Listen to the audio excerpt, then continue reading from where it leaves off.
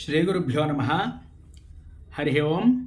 ఇప్పుడు మనం చెప్పుకోబోయేటువంటి అంశం ఏమిటి అంటే అండి, ఈ యొక్క కాశీఖండంలోనే చాలా గొప్ప లింగం అండి ఇది. ఎందువల్ల అంటే ఈయన పేరు గభస్తేశ్వరుడు. ఈ యొక్క గభస్తేశ్వరుడు చాలా గొప్ప లింగం అండి. ఎందువల్లంటే సూర్యనారాయణ స్వామివారు ఇక్కడ 1000 సంవత్సరాలు విశ్వేశ్వరుడు కోసం తపస్సు చేశాడు. తపస్సు చేసి ఆ యొక్క విశ్వేశ్వరుణ్ణి ప్రసన్నం చేసుకున్నాడండి. ప్రసన్నం చేసుకునేటప్పటికీ ఈ భూలోకంలో 1000 సంవత్సరాలు ఉండేటప్పటికీ మొత్తం ప్రపంచం అంతా కూడా స్తంభించింది.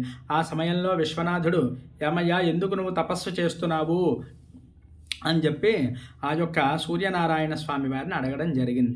అడిగేటప్పటికీ నేను ఈ యొక్క తపస్సంతా కూడా కాశీక్షేత్రంలో ఒక లింగాన్ని ప్రతిష్ఠ చెయ్యాలి, అది దేదీప్యమానంగా విరాజిల్లుతూ ఉండాలి అని చెప్పేటప్పటికీ సరే ఇక్కడే మనకి మరి మయూఖాదిత్యుడి కోసం కూడా మనం వీడియో చేయడం జరిగింది. దీని వివరణ కూడా అందులో ఉంటుంది సూర్యనారాయణ స్వామి వారి కోసం. అది కూడా మీరు తప్పకుండా వీక్షించి ఉంటారు. సరే, ఇక్కడ సూర్యనారాయణ స్వామి వారు ఈ యొక్క గభస్తేశ్వరుడు సర్వమంగళాదేవి అనేటువంటి ఈ సర్వమంగళా సమేత గభస్తేశ్వర స్వామి వారిని ప్రతిష్ఠ చేశారు.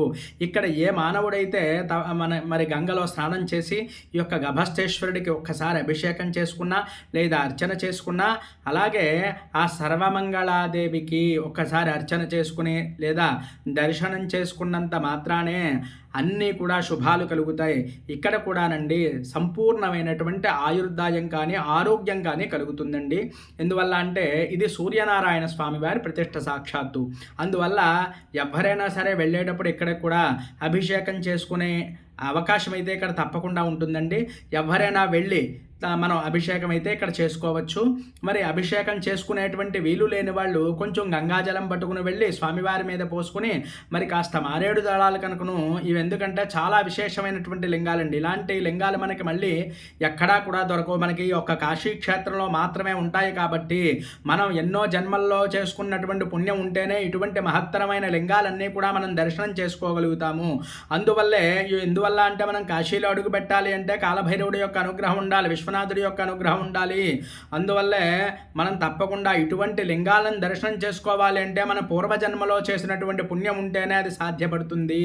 అందువల్ల అందరూ కూడా తప్పకుండా వెళ్ళేటప్పుడు మారేడు దళాలు మాత్రం మర్చిపోకుండా తప్పకుండా వేసుకుని ఓం గభస్తేశ్వరాయ నమః, ఓం సర్వమంగళాదేవ్యే నమః, సర్వమంగళమాంగళ్యే శివే సర్వార్థ సాధికే శరణ్యే త్రయంబకే గౌరీ నారాయణి నమోస్తుతే అంటూ ఆ యొక్క మంత్రాన్ని జపం చేసుకోండి. అంతేకాకుండా ఓం గభస్తేశ్వరాయ నమః అంటూ జపం చేసుకోండి.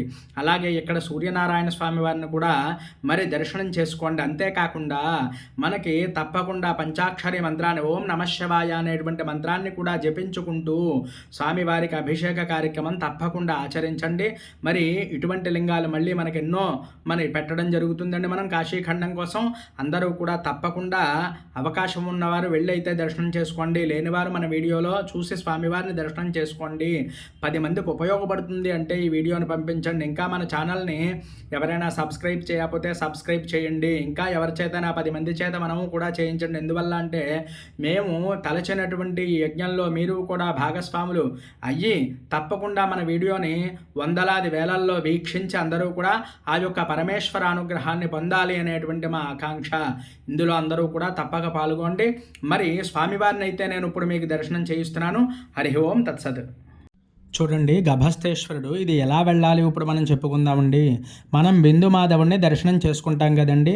అటు నుంచి రాగానే ఎడమవైపు కోటి, కుడివైపు. సాధారణంగా మనం కాలభైరవుడికి వెళ్ళాలి అంటే కుడివైపు నుంచి వెళ్ళిపోతాం. కానీ దీనికి మనం ఎడమవైపు నుంచి వెళ్ళి కొంచెం ఎదరికి వెళ్ళి మళ్ళీ ఎడమవైపు తీసుకున్నట్లయితే మనకి గభస్తేశ్వరుడు అంటే ఎవరైనా చెప్తారు.